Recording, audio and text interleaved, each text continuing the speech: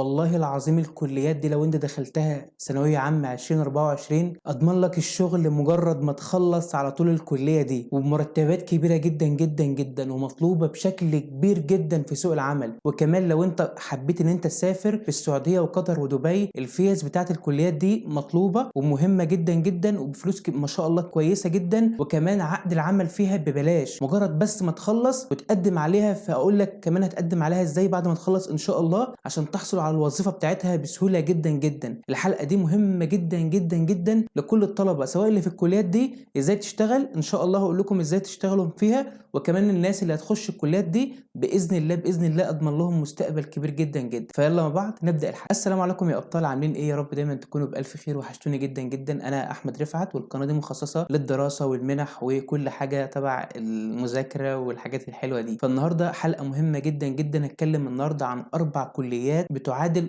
اكبر كليات القمة، وغير كده كمان بره مصر كمان مرتباتها مهولة، وهقول لك ازاي كل التفاصيل عن الكليات دي ان شاء الله. وغير كده كمان ان شاء الله باذن الله باذن الله اعمل لكم مفاجأة على التليجرام انها تنزل النهارده باذن الله. مش هحرق المفاجأة، انا هسيبها لكم كده وان شاء الله تشوفوها على التليجرام هتعجبكم جدا جدا. نبدأ باول كلية معانا وهي كلية زراعة. كلية زراعة من الكليات اللي مطلوبة بشكل كبير جدا في سوق العمل سواء في مصر او خارج مصر. الكلية ديت فيها تخصصات من اكبر التخصصات اللي موجودة حاليا بره مصر كمان، اللي هو تخصص التغذية. يعني انت مع احترامنا للعلاج طبيعي ومع احترامنا للناس اللي دارسة تغذية في طب بشري او ايا كانت المجال اللي هم دارسينه فيه التغذية، انت بتدرس تغذية بشكل مفصل اكتر عن الشخص المريض ازاي يتعامل مع الاكل بتاعه. انت اللي بتوصف الاكل ازاي لكل المريض بشكل ازاي، انت اللي بتقدر تحدد اولويات الاكل الهيلسي اللي عند المريض ازاي. التخصص ده موجود في 4 جامعات بس في مصر، هو جامعة المنصورة وجامعة كفر الشيخ وجامعة عين شمس وجامعة القاهرة. التخصص ده مشهور جدا جدا جدا جدا، كمان هقول جدا تاني بره مصر. انا اصحابي اشتغلوا في التخصص ده وما شاء الله عليهم. هو قسم التغذية الزراعية. القسم ده انت بتفهم النبات الافضل للاكل ده ايه. انا مش هتكلم عن التخصص ده غير في حلقة منفصلة ان شاء الله، ولكن كلية زراعة فيها تخصصات مشهورة جدا جدا ومهمة جدا جدا. غير كده كمان انت مجرد ما بتقدم حكومي اصلا على وظائف في كلية الزراعة حكومي، انت بتشتغل على طول، انت على طول بتشتغل، لان هي كلية جميلة جدا جدا. وغير كده فيها تخصصات كتير، وكل ما شاء الله التخصصات اللي فيها كلها مطلوبة بشكل كبير جدا في سوق العمل. انا هتكلم عن كلية زراعة باذن الله باذن الله بطريقة مفصلة اكتر، ولكن في حلقة الواحدة. ولكن كلية زراعة من كليات القمة حاليا، واللي بتنافس بشكل كبير جدا جدا في سوق العمل سواء في مصر او بره مصر. الكليه رقم 2 معانا وهي كليات الألسن. كليات الألسن بالتحديد من افضل الكليات حاليا اللي حرفيا مرتباتها مجزيه جدا جدا جدا. كليه ألسن انت بتختار كليه لغات او يعني كليه ألسن فيها لغات. انت طبعا فرق بين كليه لغات وكليه ألسن لغات وترجمه، هو فرق بس حاجات بسيطه، ولكن هما الاثنين لغات وترجمه بشكل كبير هم افضل الكليات اللي هي مطلوبه كمان في سوق العمل. احنا ما شاء الله عندنا السياحه في مصر في تقدم كل شويه، فانت بتشتغل في اكبر الفنادق في مصر سواء فنادق سواء في السفارات الخارجيه او الداخليه كمان مترجم. انت بتختار لغه تكون لغه دارجه شويه مشهوره قوي، يعني اللغه الاسبانيه الايطاليه الالمانيه الامريكيه. كمان انت بتختار التخصص ده، ومجرد ما بتخلص بتقدم على شغل في السفاره الخارجيه، او كمان بتقدم انت لوحدك في فنادق. وباذن الله برضو لما اعمل حلقه عنها هقول لكم ازاي ان شاء الله تقدموا على الشغل بتاعكم ده. وفي طلبه كمان ما شاء الله في سنه تانية وثالثه بتشتغل من الكليه دي وبتجيب مبلغ كبير جدا جدا، ومرتباتها ما شاء الله عليها كويسه جدا جدا ومطلوبه بشكل كبير جدا في سوق العمل سواء في مصر كمان او خارج مصر. وكمان الفيز بتاعتها ببلاش، وركز جدا ان الفيز بتاعتها ببلاش. فكليه لغات وترجمه او كليه الألسن من افضل الكليات حاليا اللي متربعه حاليا في سوق العمل، واللي بتنافس بشكل كبير جدا كمان كليات القمه. كلية رقم 3 بقى، واللي هي ممكن مش كلية، هي معهد أو ممكن تخشها من كلية آداب قسم مساحة. كلية أو معهد مساحة. معهد مساحة بجد يا جماعة، بجد مفيش حد بيخلص منه ما بيشتغلش. كلية مساحة أو معهد مساحة بشكل كبير، يعني في منه معهد وفي منه كلية.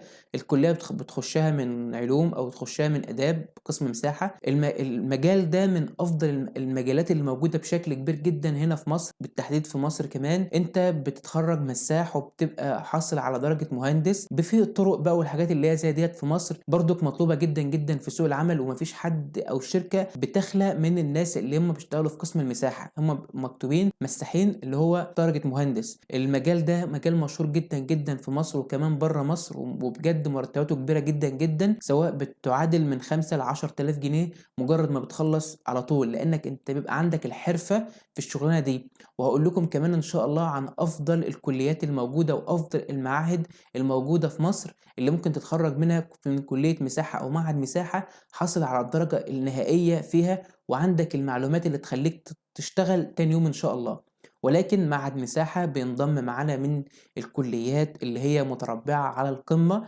ممكن تخشوا من كلية آداب أو كلية علوم، وممكن تدخلوا من معهد كمان مساحة، من أفضل التخصصات المطلوبة حاليا في سوق العمل ومطلوبة بشكل كبير جدا جدا سواء في مصر أو كمان خارج مصر.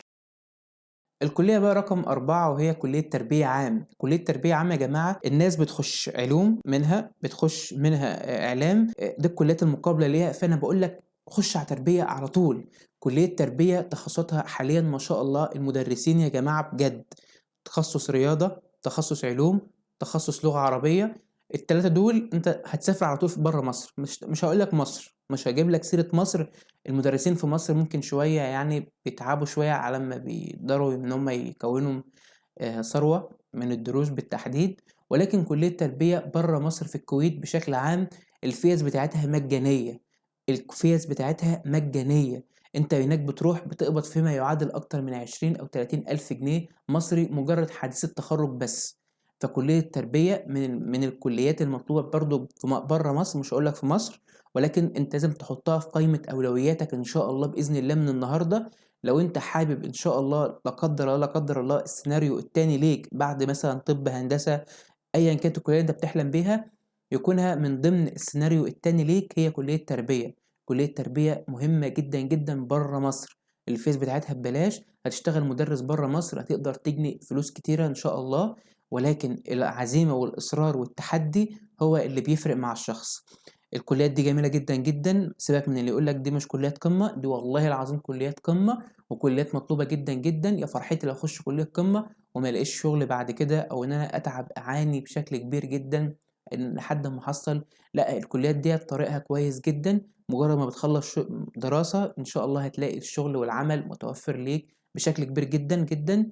اما الطلبة اللي في الكلية دي تتواصل معايا على التليجرام ان شاء الله هقول لها على معلومات تقدر من خلالها تلاقي الشغل بسهولة جدا جدا في الكليات دي.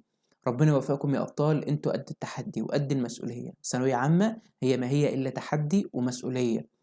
انت عملت السعي اللي ربنا امرك بيه هتلاقي نتيجة ان شاء الله. عملت الاجتهاد اللي ربنا امرك بيه باذن الله ربنا مش هيخذلك ابدا. ربنا يوفقكم يا ابطال ان شاء الله باذن الله. الفترات الجايه هتكلم بشكل مفصل اكتر عن الكليات دي، بس قدام شويه كده ان شاء الله لما نخلص كده امتحان ثانويه عامه ونتكلم عن الكليات دي بقى براحتنا ان شاء الله. ربنا يوفقكم يا ابطال ان شاء الله، واتمنى لكم كل الخير والتوفيق ان شاء الله.